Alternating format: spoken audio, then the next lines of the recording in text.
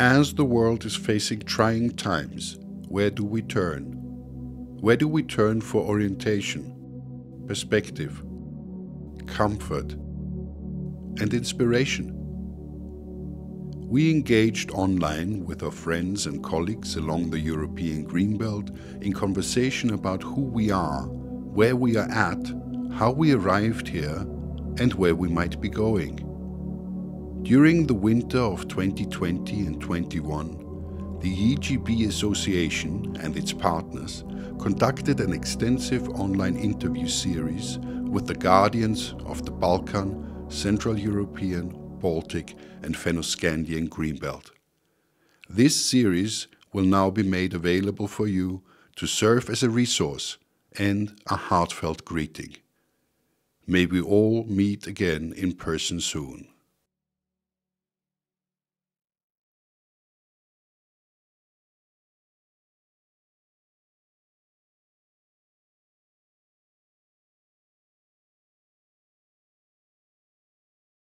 Speaking about the restrictions, they have been quite different. So the authorities try to be flexible. So depending on the numbers of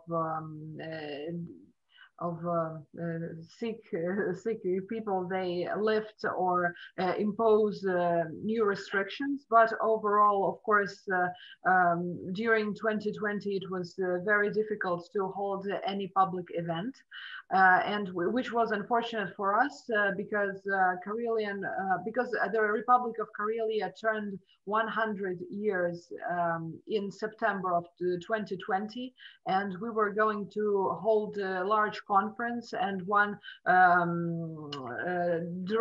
important direction of it was supposed to be the green belt of Fennoscandia.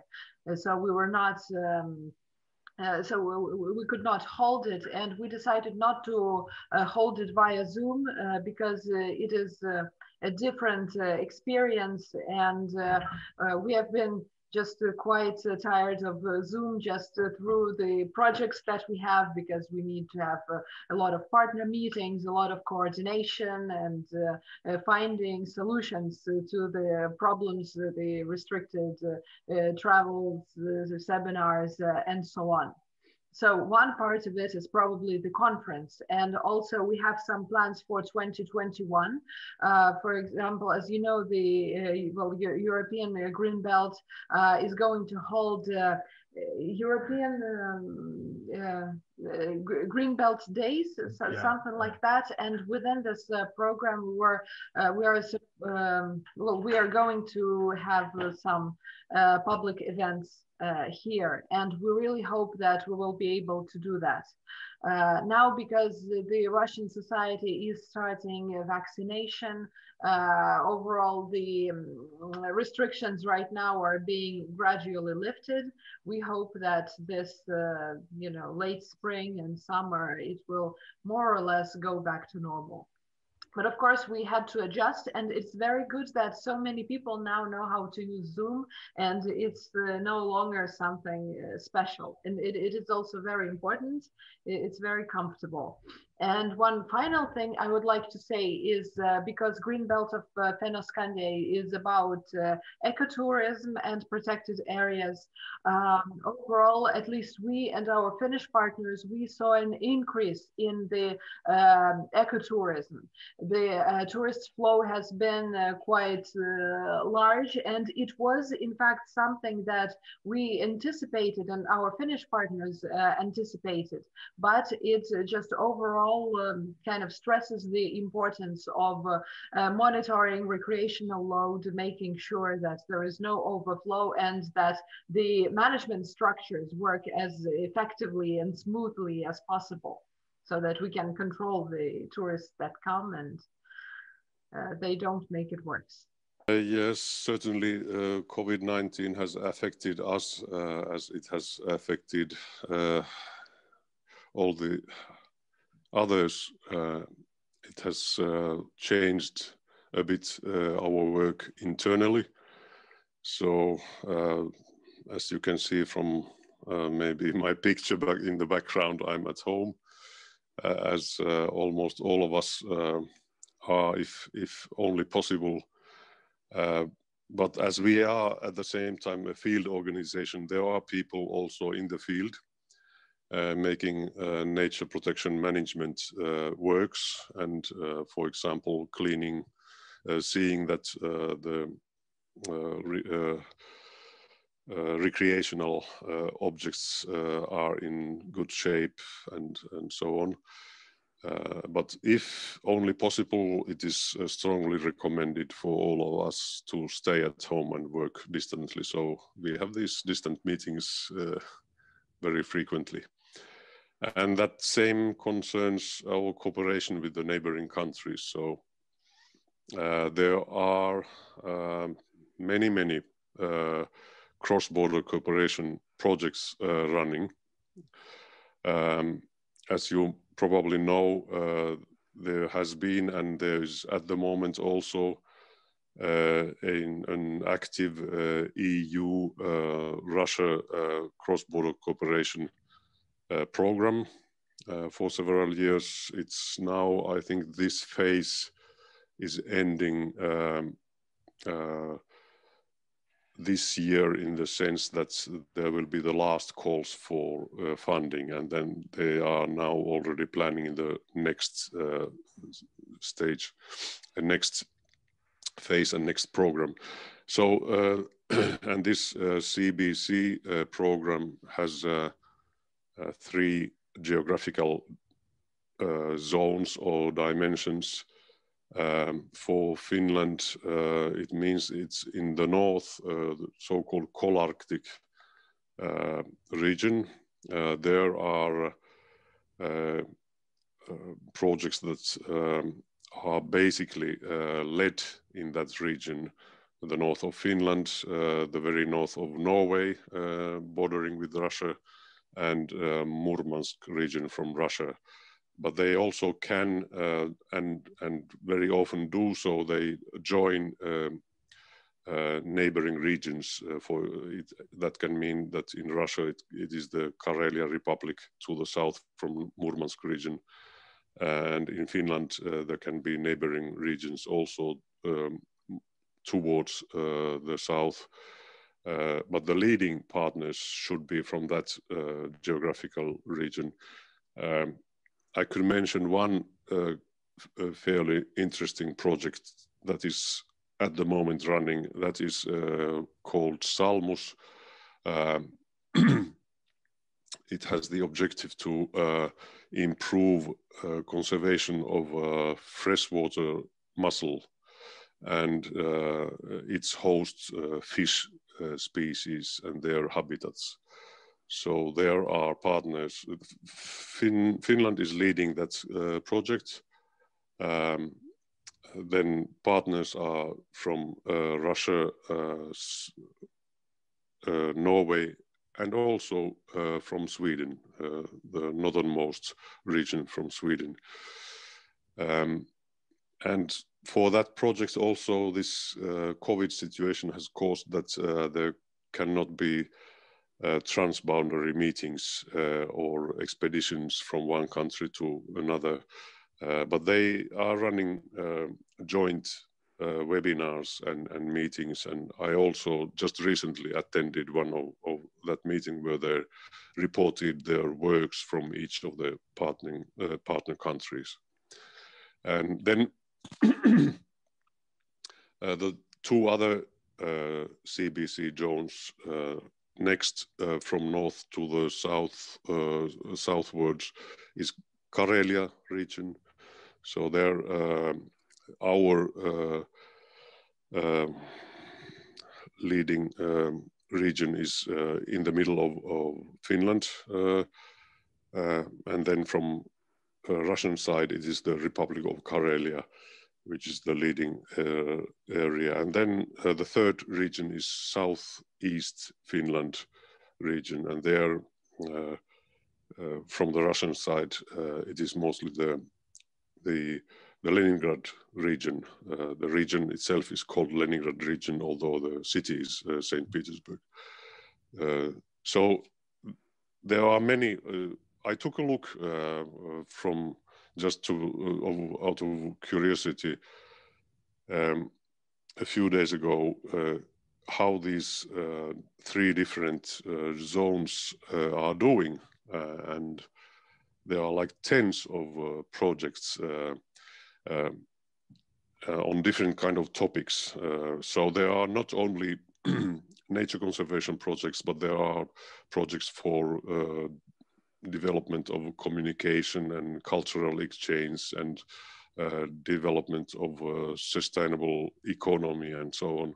So, and also I recently attended one distant meeting of a project that is called Greenbelt Connecting People. It is a fairly small project, but between 2 municipalities, from Finnish side 1 municipality and from the Russian, the Leningrad region municipality, and their idea is to develop sustainable tourism along the border area. So we have adapted somehow what we can and how we can to the circumstances. I should say that in each bad thing we have also a good things, and for example, for me, the good thing is that we can be more in nature than sit in our offices and in workshops and so on. We can really deal with nature and be in it. From other side, it is very heavy work which was done with society, just this education part, because it's very hard to make right now. And for this COVID purposes, a lot of nature trails was closed for public, but public want to be in the nature, and this pressure is very high. And especially in spring, it was all our objects was overcrowded, and in some cases we start to thought about bad impact because it is overcrowded, and many kinds of unwanted impact is on the nature. And this is the main problem, that a number of people in nature increase. Of course, it's very good because they want to understand nature and want to be in nature, but it's a lot of work for us. Also, quite illegal activities is going on in nature, because it's not only heavy situation because we cannot meet each other, but economically. So, and this illegal fishing or some other illegal activities from which you can get some money, and some money is flowering in this period, and it's also make for us a little bit more job as usual. And that's why it is heavy for us in some cases. But in this period, we also have, how to say, deal with new things, and we need to sort how to change our education activities and become more in this I don't know how to say, internet environment, how to live in that, and that or this nature education lessons are not so ready for that. But right now, for example, our agency made, how to say, material for detecting animal footprints in the snow or in the sand, and it's made in this internet homepage, and people can use it while they are in the nature. And we make more such things that people can use by themselves this information on phones or some other things. I always would like to start with positive things. I mean, it gave a lot of challenges. Very good. Yes. I mean, really, it was now just, it was all of us were forced to join new skills and things. I mean, starting with all those web lectures and how to make exams. Then you should learn how to use the Moodle environment, how to do those exams, how to have oral exams then it was really that before we just talked that we need the new methods in teaching, and I think this hybrid lectures that some students are in the room and some are somewhere outside, it will last forever. Now, currently we have when we start again, situation with COVID is again getting first, so it's quite stable in Estonia, but we will start without students, and we stop lecturing also in September. We stop the contact teaching, and also in spring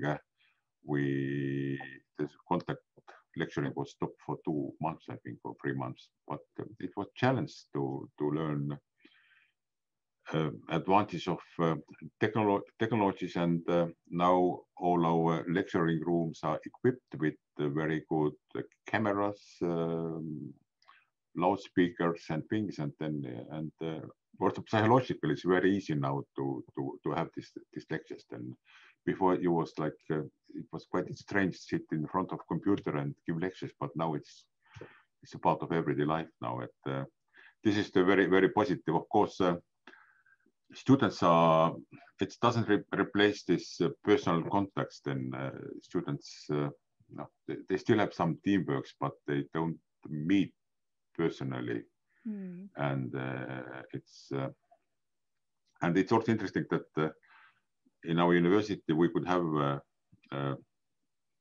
you can work at home, but most people, they would like to voluntarily come to the office, and it was especially in spring it was restricted. I mean, it was like forced that you should stay at home, and only exceptional you can visit university. And people were so isolated when summer arrived and they had holidays, then they voluntarily came to the work, then to see other people and work. And it's positive and negative, of course.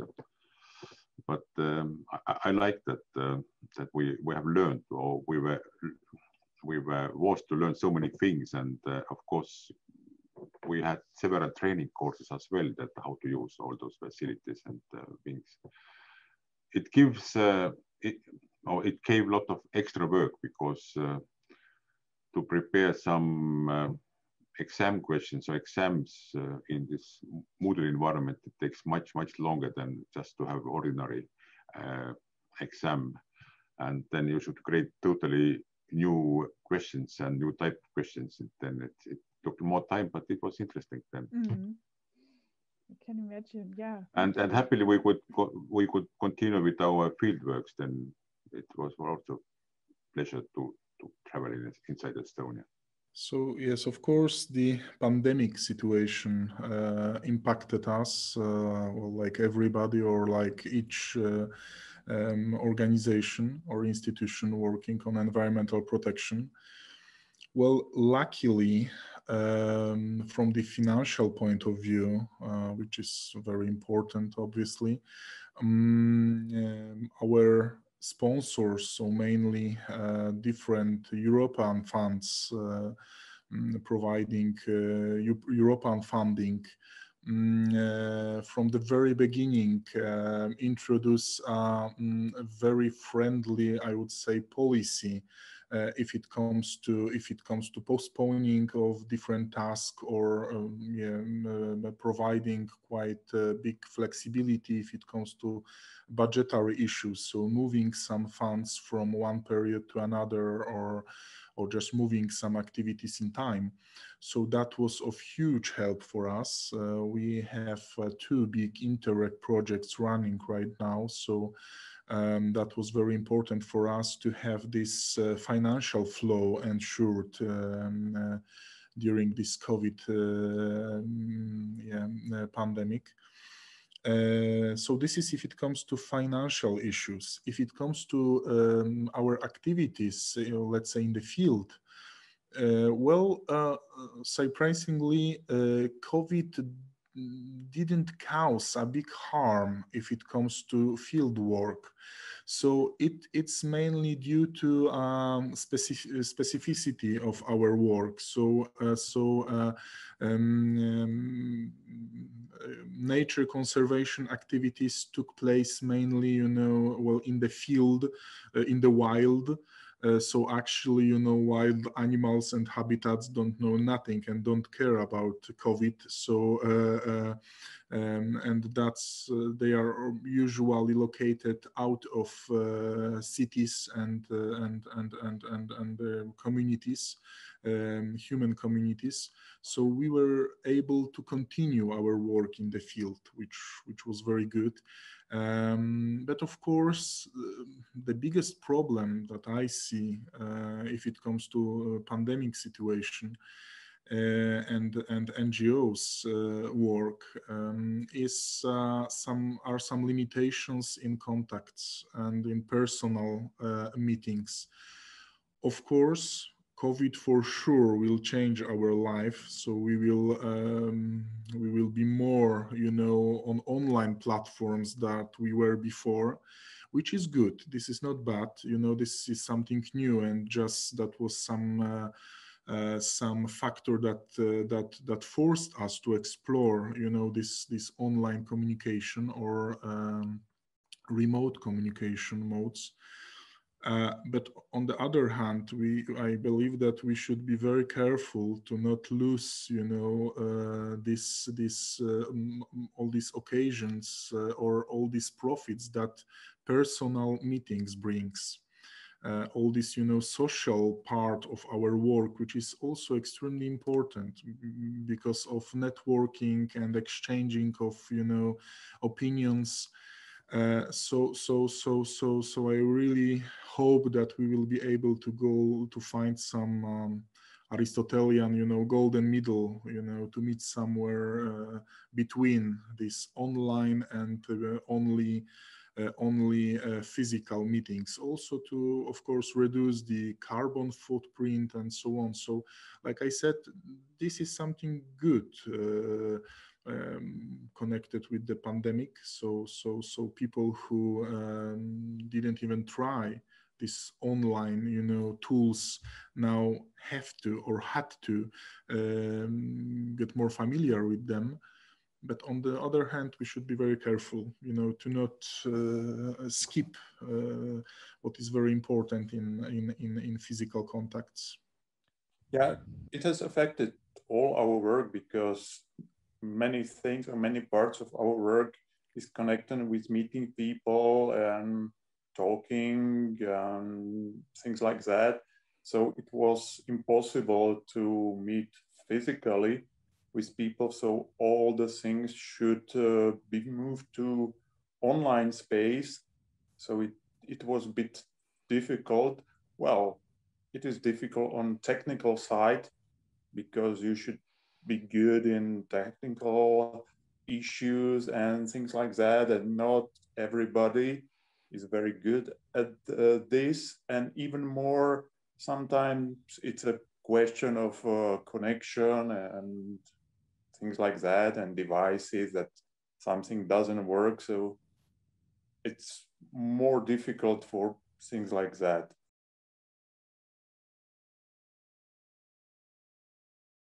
Speaking about the development of the green belt of Fennoscandia, and I saw that there's this question about the history from '89 to up until now, and I would say that there has been development. Since then, the Karelian Research Center, as Olga has mentioned, it has been involved from the very beginning. Our researchers have worked on the scientific обоснование, so the building of scientific base foundation for the legal status of these territories. And all the descriptions, all the legal norms that have been involved were based on research. So this is one area, and we are still developing that.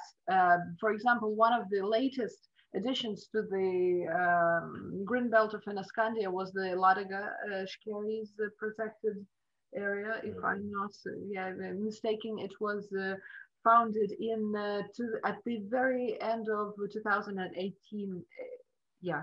2018. And there is still much work to be done, because there the protected area is being built from, well, the ground up, if we can say so.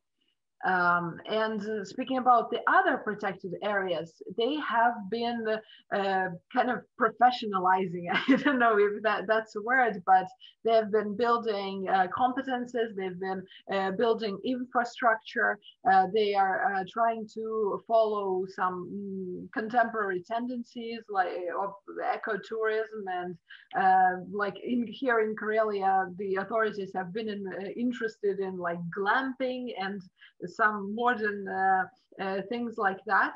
And of course, it is an issue of how can this be not dangerous for nature, but well, overall, these amounts have not been that large, I mean, of tourists. So I think the situation is under control right now. So it's all okay. But overall, we would like to say and that this management has been getting more professional, and they have been involved in many projects. As Olga has mentioned, we rely in many ways on cross-border cooperation programs, and these protected areas have been involved in various programs. So in this cycle and in the previous one, which took place in 2012, 2016, overall, where they got a chance to develop their strategies, to build some new infrastructure, to build some green infrastructure like solar panels and so on. They've been working on their visit centers through our project. For example, the protected areas have been able, although they're not part of the green belt of Fennoscandia, but overall we have been able to monitor recreational activities. How tourists impact protected areas, how small illegal dumps that sometimes occur when the situation is large and there are villagers, they can throw garbage away, and how does it affect our natural heritage, and so on and so forth. And so overall, I can say that there have been developments, and these cooperation within the Green Belt of Fennoscandia and other projects, it has enabled better sharing of experience.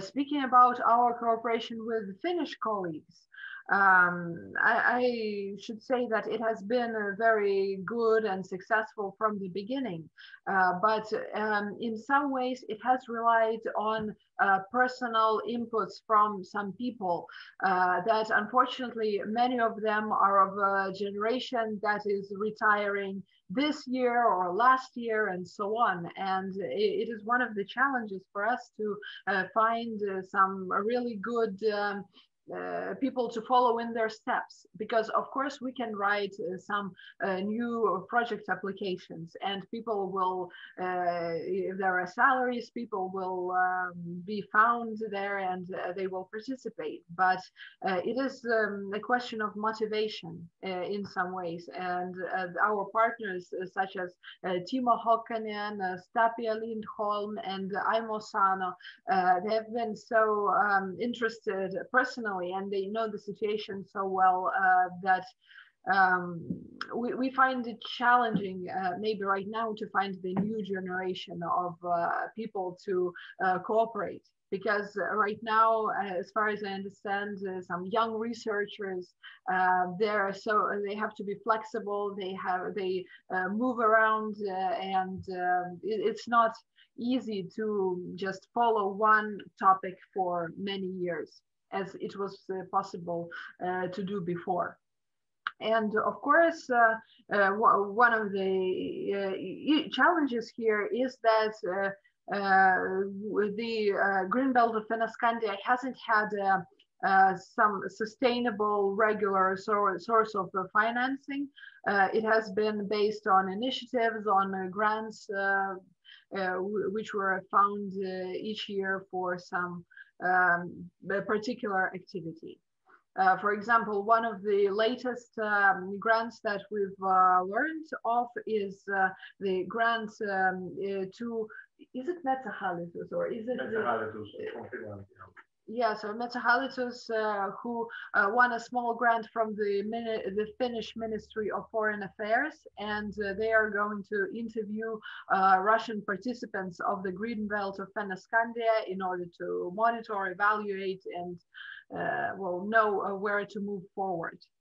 And as for us, we also, as Olga has mentioned, we've been working on some applications, and one of them are of this conservation of biodiversity sphere, but we're also thinking about the tourism and economy and how to market the green belt of Fennoscandia, how to make it interesting for some of the younger generation. And so these the issues that I've mentioned, marketing is one of the, and it's just some new ideas of what to do, because so much has been done so far. So some strategies and memorandums have been developed, and we are going to issue new ones in this year actually.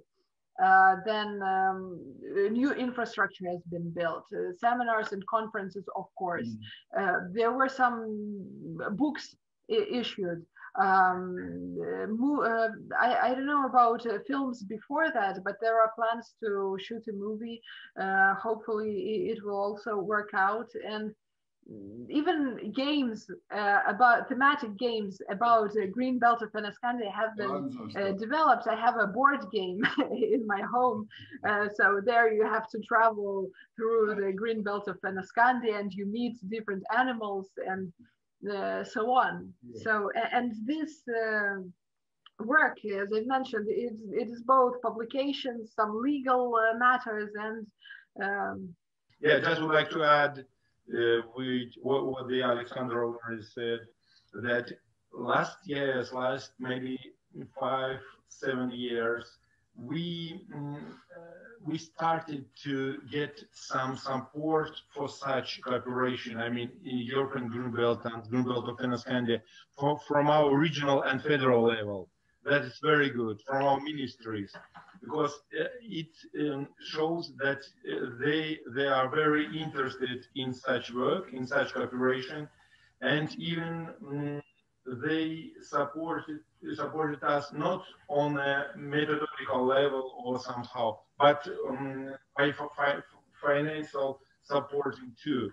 They co-finance some of our events, projects, programs, and so on. This is a very important, which we didn't get before, only maybe during last 5 years, 3-5 years, maybe something like that. And this is federal supporting is very important for us in our work of development of international cooperation. Certainly, I see it as a positive thing that the iron, how do you call it, the fence also, however, whatever, that era ended. Still, there are certainly historic differences between Central Europe and the Fennoscandian Greenbelt area, in the sense that in Central Europe, and especially in Germany, it's that history divides the country. So that is a big difference, and that did not happen here.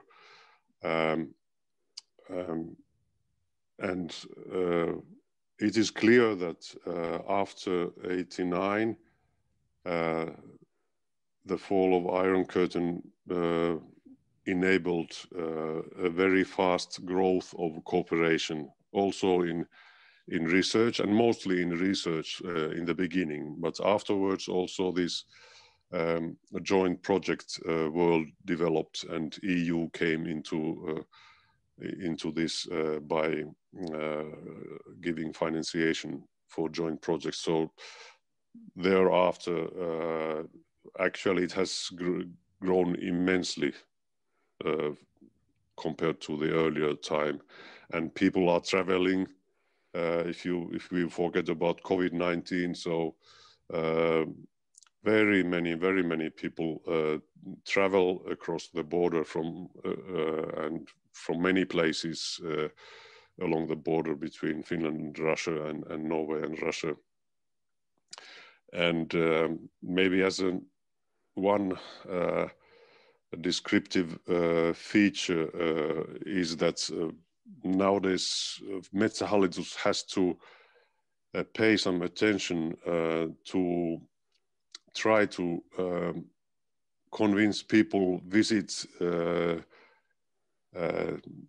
more, so to say, not so commonly known places in Finland, because there are so many tourists from Finland, from Russia, from other countries, and like it often happens, the crowds tend to go to the same places, and they can be crowded from time to time, and that leaves not always good traces in the nature. So, and this was quite interestingly emphasized during this COVID pandemic. Already in the spring, it became evident that the Finnish people that wouldn't travel anymore abroad, they looked for fresh air and nice nature, and from time to time, Metsähallitus had to make it public and appeal that please don't come all at the same time to the same places. There were so many people coming to the nature, which is, as such, it's very positive. About the specifics,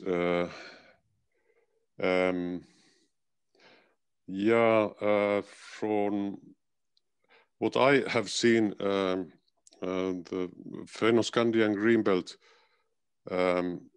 compared to the other 4 sectors of European Greenbelt, there's this difference also, that Fennoscandian Greenbelt very strongly started with the activity of academic, scientific people, researchers. Our universities, the people that were interested in neighboring nature, from University of Joensuu at that time. Nowadays it is Eastern Finland University, University of Helsinki, Finnish Environment Institute, then from the Russian side, in Petrozavodsk University and the Scientific Center, University of St. Petersburg, some researchers also from Moscow State University, and so on. So what I have seen, the NGOs have played a more visible and important role in the Central Europe and in the other sectors. So there is this one difference, and it is still seen in the composition of the Greenbelt activities and working groups and so on. Maybe if we can look at it in nature conservation way, maybe and a little bit on it, people mind also, but after 1989, all these activities grow on also in our country, and in 1990 we got our freedom. We established our second republic, and actually at that period, the main idea was to get freedom. When we get the freedom, everyone starts to think how to live. And it was a very tough period, I think, in many socialistic countries. So to decide which way to go, how to make their legislation. And in such case, the nature conservation is not highest priority. And from that period, we lost something, but not everything. And actually, it was very hard to tell people that those areas, nature areas which left Soviet army, they are very valuable. And it was very, people don't understand it. They said, oh, you are like a Soviet border guards. You don't want that people come and build houses near the sea in these beautiful places. And it was very, little bit strange because people thought that the freedom, it is freedom for everything. That in freedom you can ruin also the nature, and it was very hard to understand, and it takes a time. And sometimes nowadays when we meet some local people which survived from this Soviet period in this area, and right now I'm very old, about 17 years old, they still have some bitterness in their attitude to the nature conservation, because they think that nature conservation was this which stopped some, for example, I don't know, big spa building in national parks and so on. Yes, but time's going, and slowly, but we established our nature conservation system in our country. In 1993, we established Nature Conservation Ministry, because before that, all nature conservation was under the Forest Ministry. And before we enter European Union, we established Natura 2000 network, and in this period we actually enlarged a lot these protected areas, also in this greenbelt part that we have in our countries. We enlarged these areas, and of course the time changes, also the attitude of nature conservation changed, because in Soviet period and also earlier, because nature conservation system in Latvia is very old, from 1912, where we made the first strict protected nature reserve. The attitude was that nature conservation is doing nothing, just left nature as it is.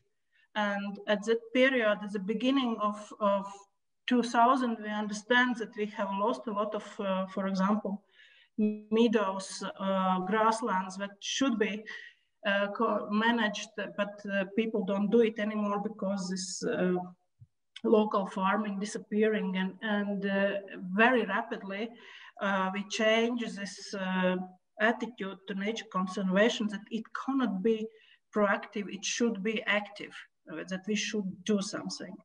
And it is the greatest changes that happened since this, I will say, Soviet period, end of Soviet period. Oh, it's, I mean, like I said, that Estonia regained back independence in 1991. Then, and since then, there are many changes. I mean, all coastal area was open again. The Soviet military troops, the last soldier left in 1994. Then all those military facilities, they were abandoned.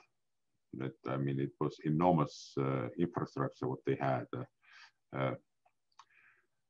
And of course, and also we had the land reform in early 90s, that all those families who owned the land before 1940, they could apply back the property, and most people, they did, of course. Then we did a very detailed inventory of the former coastal areas, and based on that, like I said, more than 40 protected areas were established.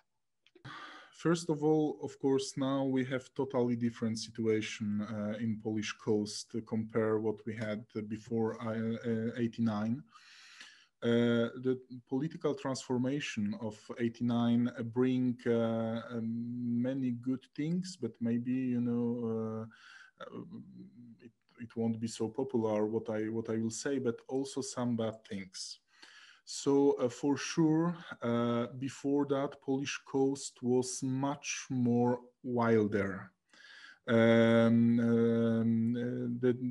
there were a lot of tourists, but the touristic traffic were more streamed, I would say. So there were some certain places visited by tourists, but out of them, there were, you know, 100 kilometers long, very wild beaches and strips of coast almost untouched by people.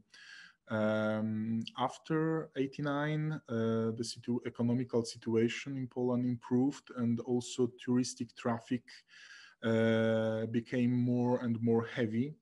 Today, also due COVID, it's well, we had the last summer was the heaviest if it comes to touristic traffic. But generally, the transition of 89 caused, you know, the biggest interest of Polish tourists in visiting Polish coast. Another change that happened in 89 was opening of many areas since then closed because of some military reasons. So there were some polygons restricted only for soldiers, and some military areas closed because of, you know, because communists has had a very strange attitude to protect, you know, our land before some imaginary enemies. But anyhow, it was not like in Albania, but still our coast was quite heavily touched by military activities. We don't have that them so much now. There are a couple polygons still operating, well, including one of the biggest military polygon in Europe, where NATO force exercise each year. But then many of places that were closed till 89, well, now are open. And again, for nature, it's on one hand, it's good because military forces caused a lot of contamination. Also Soviet army had its base on Polish coast, and they also caused a lot of, you know, they left a lot of contaminants, very harmful for environment. But on the other hand, those close military areas were also natural reserves, because they were just closed for humans. So people couldn't enter them, and nature could just, you know, do what they do usually. So this is the biggest change, actually. More tourists, but also, of course, you know, if it comes to political situation, now it's just, you know, now it's just more place for education, ecological education. So it's nothing bad that we have tourists. That's good that people visit those valuable places, but it's also our role, NGOs' role, just to educate, to inform people, you know, why some places should be protected, and how each tourist can protect nature in the places that he or she visits. So this is just, you know, some new task for NGOs in Poland. For many years we learned that, you know, how to educate, how to speak with people, how to promote nature conservation, and almost all of that started in 89. We had only really few environmental protection organizations before 89. Actually, for Poland, everything started, if it comes to civil society development, after 89. Yeah, it has been a long time since that time, because it's more than 30 years. So many things has changed. People have changed as well. We have grown up. I was really teenager in that time when Iron Curtain broke down. So I can see many different changes. But focusing on Greenbelt, all the area was fenced and it was impossible to get there. So most of the part were like natural areas, and nowadays there are protected areas and things like that. The most of the Greenbelt in Slovakia is consisted of March or Morava River, which is a border with Austria, and it has very nice natural sites with old ox bows and arms and flooded meadows. So it's very beautiful area.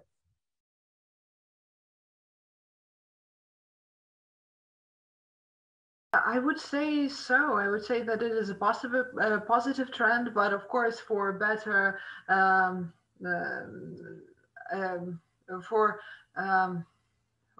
what is the word? Of course, maybe it would be wise to just, talk to representatives of the protected areas and hear what they have to say. But overall, our impression working with them has been that the trend has been positive, and there is a lot of interest in raising eco-awareness. And over the last years, there have been many activities aimed at that, aimed at waste management, teaching people about sorting waste, teaching people why it is bad to like litter and what it is like to be a responsible eco-tourist. And protected areas, the Directorate of Protected Areas, and most national parks, they have their own departments of environmental education. No, we're raising, well, in Russian, it is the closest translation is raising eco-awareness. So there they work with the local public, they work a lot with children, with pupils, and they create museums, they create visit centers, and I think this work has been developing quite well and quite nicely, but of course we are always looking for new ideas, and we see that the protected areas are also borrowing ideas from each other. So not just within the green belt of Fennoscandia, but overall. I'm pretty sure that it has in general improved, that larger layers of society, so to say, do think about nature values and the necessity to conserve biodiversity, and yeah, maybe one should thank media also in general, that it brings these news of policies also, so that anyone who is at least at some level following the news or newspapers and so on, or social media, should notice that nowadays the biodiversity is a topic among in the talks or among the top politicians, and that is a very good sign, although it doesn't give the results yet. But at least now it is recognized on all the levels of society that it is very crucial and important. So it creates prerequisites for stronger cooperation also. Yeah, and I guess this is also reflected in the number of joint projects to get to know better the nature and to improve nature conservation efforts. And so in general, I would be optimistic and positive, although at the same time, from the reports, it is known that nature as such biodiversity as such, also is Finland, is still deteriorating. There are threatened groups of organisms, especially that concerns forested areas, as the forestry is intense in Finland. And also it has been brought up that some coastline habitats are threatened, and the traditional agricultural habitats as well, as the agriculture has changed so radically during the last decades. Mm-hmm. So at the same time, we still are facing the decreasing of biodiversity, and from the other side, people are better aware of this problem. And I should say that this COVID process also make greater and largest number of people who, how to say, think good about nature conservation, because right now they don't have possibility to travel, and they stay at home and travel within our country, and they see what we have lost, something in the forests where is quite a big clear-cut areas and so on. And they become as a patriots of country, and that means that they love their nature. And a lot of information in this COVID period we got back from people who visit nature. Is it bad words or good words? But we have this connection, we have this, I don't know how to say, that the other side speaks with us, because in this, before that it was not so. But right now they want to talk with everyone about what they see in our country. Because, I don't know, because they have this social distancing, they are ready to speak with everyone. Yeah, yeah. We got back this information, we got back the emotions, and from people. I think it becoming better and better. And why I think so, that there were many conflicts, especially, I mean, there are still conflicts, of course, but there were much more conflicts in 90s, when the private property was returned to the home owners. And of course, it was quite difficult time in economic terms of, and many people, they just, you know, if you get back 60 or 100 hectares of forest, then you immediately thinking the good idea to earn money is just to cut the forest. But very often your property is now part of the protected areas. Then there was quite many conflicts, and especially local people in inside protected areas, they had a lot of critics. But now we have done those questionnaires in Estonian national parks during the last 20 years, asking about the restrictions and attitudes. And now it has become more and more positive, because they are very happy that that the building activities are regulated, that they still can enjoy this privacy, and also we have several support measures to compensate restrictions. Then I think inside protected areas and in general, the local people are much more happy. And also we invested a lot of money to establish nature education centers for the school children. We have a very nice network all over Estonia, and they are extremely popular for the school children. Then I think nature education in Estonia is really good. Estonian schools, they are part of this European initiative, Green Schools, and this project is going very well in Estonia. Then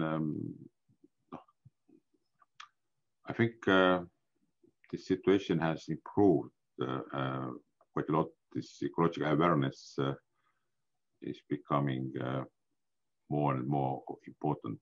Poland, and I think it is like that in all post-communist countries. Before '89, the word volunteer is very new for us. Before '89, it was not very common. I never heard, this word before '89. Because, during communist time, people somehow were forced to do some voluntary work. So, for instance, my parents, that it was of course not obligatory, but if you won't do that, you could face some problems. So, for instance, my parents from time to time went to my kindergarten to take garbage or repair some, some devices for children to play, to tidy up, the area of the kindergarten. And this is just example. We had a lot of so-called social works. We call them social works. People after '89, when we stopped with that, just, this generation still connect this voluntary work with something that the state force you to do. So it was not very popular to do anything voluntary, actually, after '89. But now the situation changed very much. Especially for the new generation. It's the young people understand very well that also this voluntary work is very important. It can it can bring to them some profits, actually, like experience, connections, with people, contacts with people. So now it's much easier, to involve people in voluntary work, but also to educate them if it comes to environment. In the past, it was like that. People were taught that nature is to be exploited by man. And this is also very typical for communist regimes.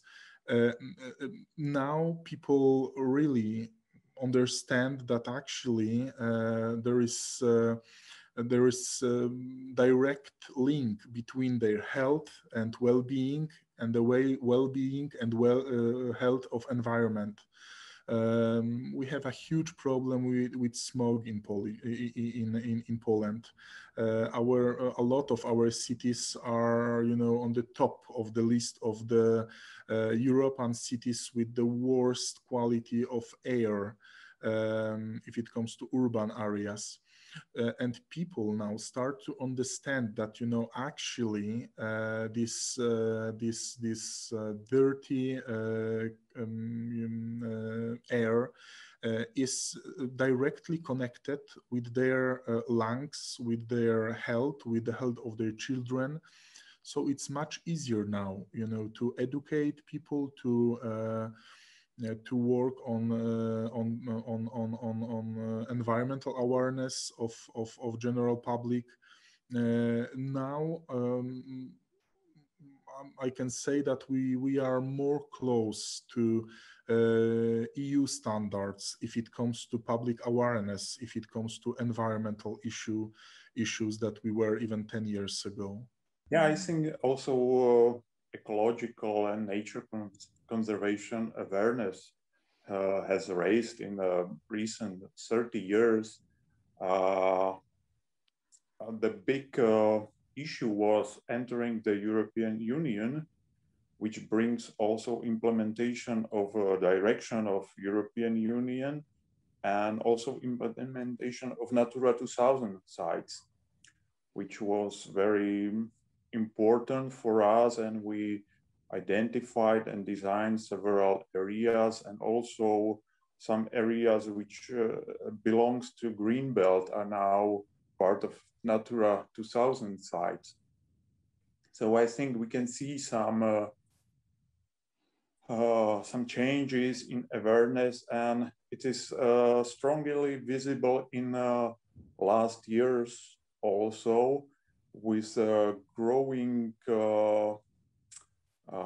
issue of climate crisis and climate change, that more and more people realize that it's very important to protect nature and to maintain landscape and habitats and species in a way that it could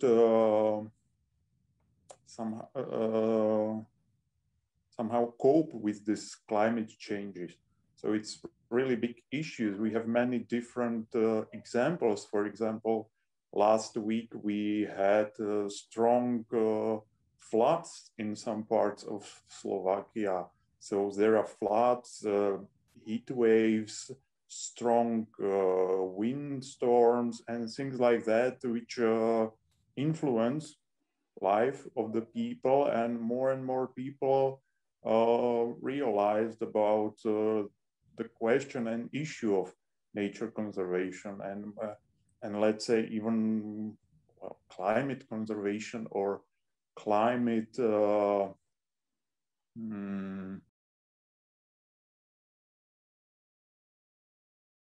Maybe I will ask Pavel to say what he says, because again, it is quite a complicated question, and I'm afraid that we maybe cannot know all of the details. Again, my vision is that there is, so far, there hasn't been much conflict between the pressure to utilize nature and to kind of do much harm there. Of course, I've read. Well, I'm trying to follow the discourse of protected areas and what is being written in social media and so on. But so far, I would not say that I've seen some tendency there. And so far, I would say that there is still more need for building new infrastructure so that more people would come. So again, the recreational load has not been so large that we need to take some new measures. Right now, it is still about making sure that everything is used rationally, that all of the routes have the proper infrastructure, so people don't walk on grass. Instead, they walk on specially built paths. And so for the way I see it, it is a question of that.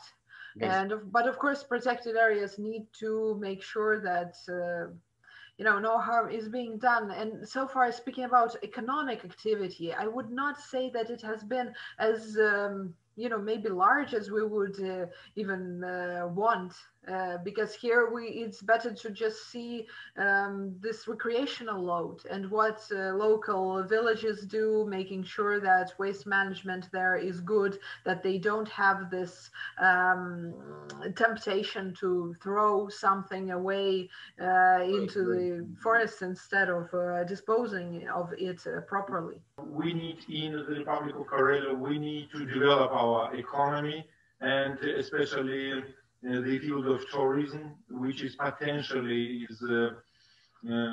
could be on a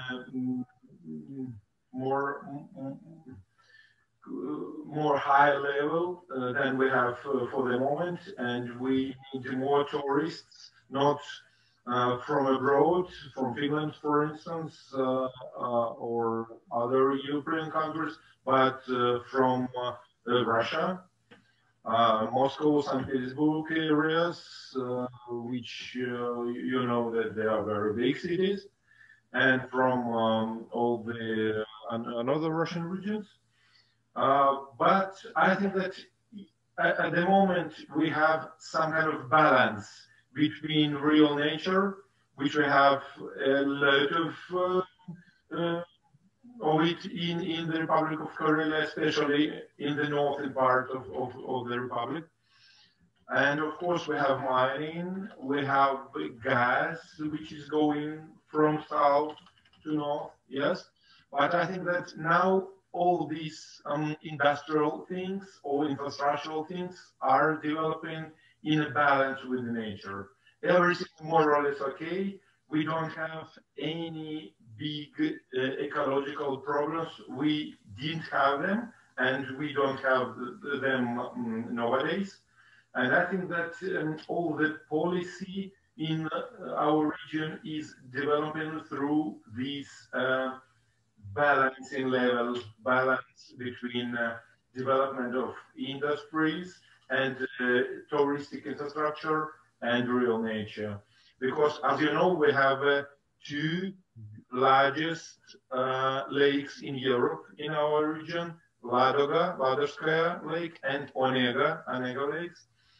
A lot of forest, a lot of rivers and small lakes, and real nature. And I think that the specialists and authorities and people, we understand that we need to develop our region in real balance with the saving of our nature. Mm.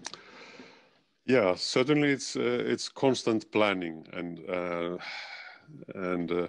there, I think that in Finland both the politicians and the nature conservation activists agree on that there must be both conserved nature conservation areas as such, but that is not enough. There must be policies that make the utilization more sustainable ecologically.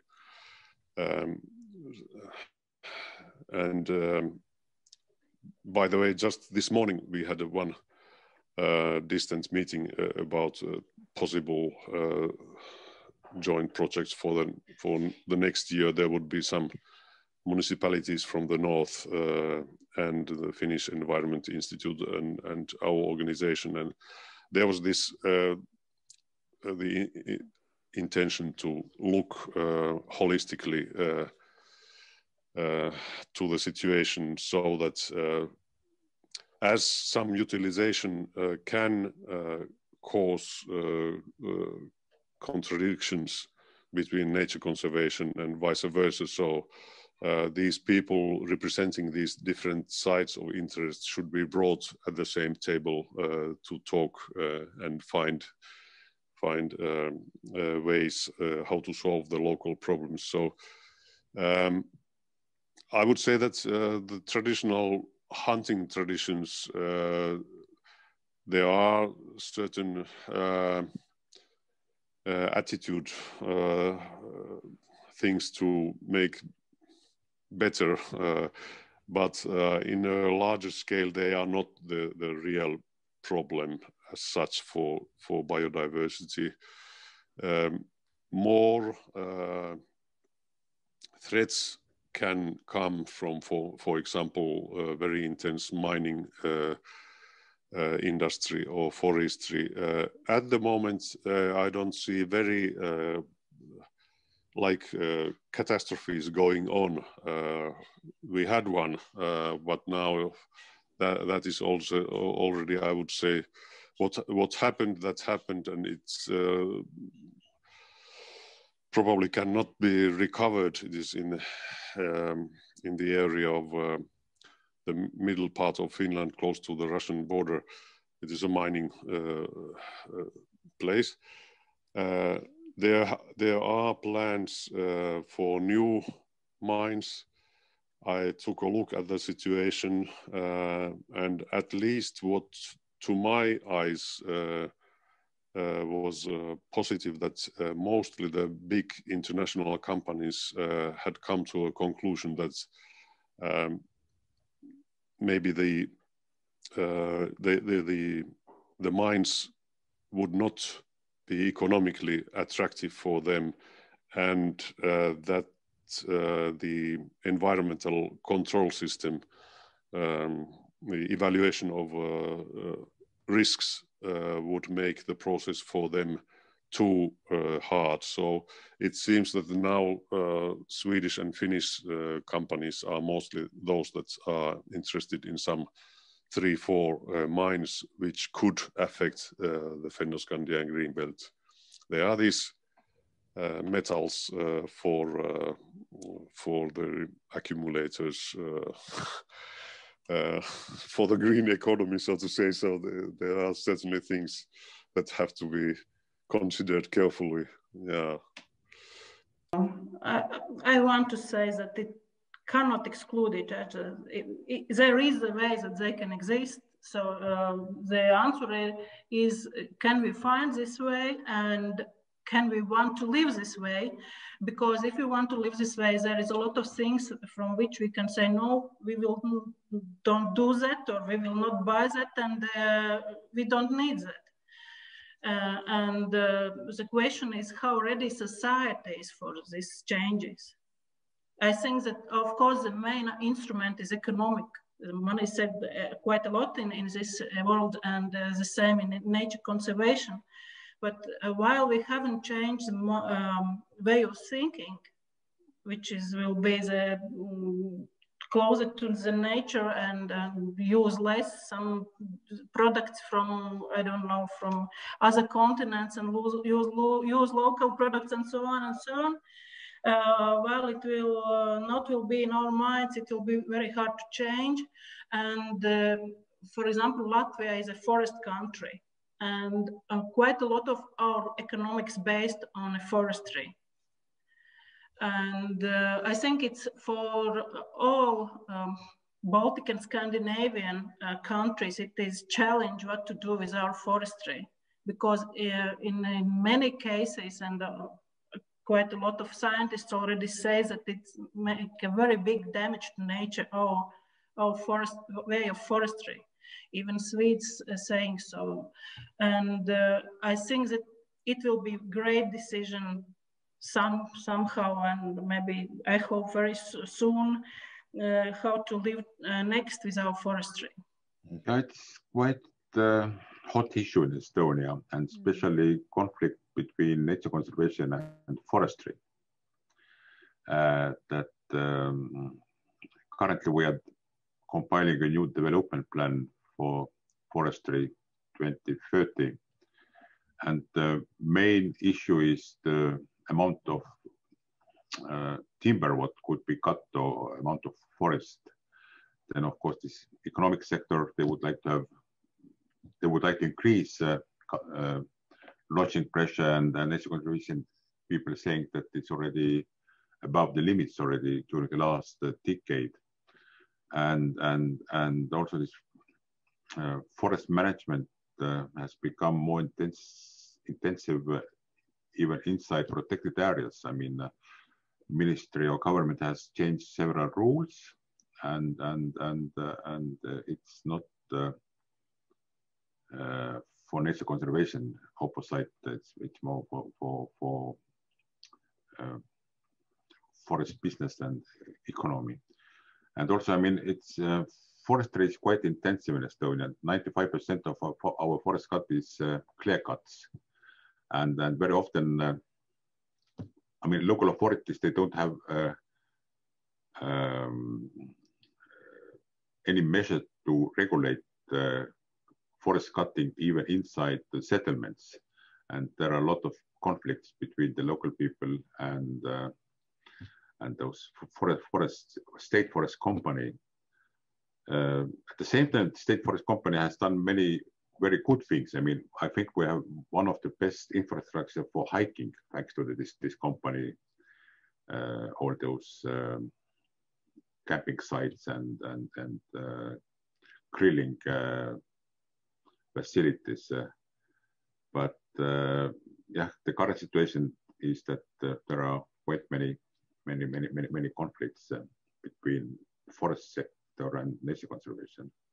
Well, of course, in Poland, I'm sure also in other countries in the whole EU, now the key word is sustainable development. So the sustainable development is, of course, some idea that bring together nature conservation or environmental protection, economy, and social aspects of development. And this is, I would say that, of course, we should follow a sustainable development idea, but also should keep in mind or remind from time to time that sustainable development is an economical idea. It's not, you know, actually from the very beginning, it was never an ecological system. It's, I mean, ecological theory. It's purely economical, but it's extremely pragmatic. And thanks to this pragmatic, because if it's so pragmatic, well, actually it works. Because somehow,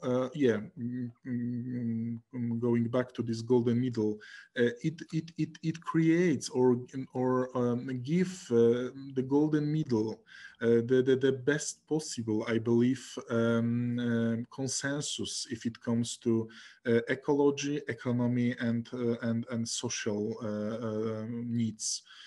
And now in Poland, so sustainable development is, of course, everywhere. It's a slogan, but very often, maybe not only in Poland, we forget what actually stands behind of this idea. So, so even if we use it, very often or most often we don't understand it. So now everything is sustainable. We have sustainable products, sustainable activities, sustainable industry. But actually, when you dig a little bit, it's became obvious that people do not understand actually what the sustainable development stands for. So I also see it as our goal, not only NGOs, but also scientists working on ecological issues to, how to say, re-educate people what sustainable development really mean or what it should mean in our practice. So I don't know if it's very typical for Poland, but for sure we face that in Poland. Sustainable development is very popular, but as a slogan and not real rule, you know, followed by industry, for instance. I think we can find this in many parts of the human life and individual life, because it's not only a question of building growth or taking of the land, but also using nature in leisure or recreational for recreational purposes. Mm-hmm. So it is also very important things that we should use or behave in the nature in the way that we don't harm the natural environment. And it's also very important and critical things, because many people think that these activities okay with nature, but on the other side that they don't realize that there might be some things which can harm to nature or some particular species. So it's very important to think about it, even in these small details of our behavior and our life.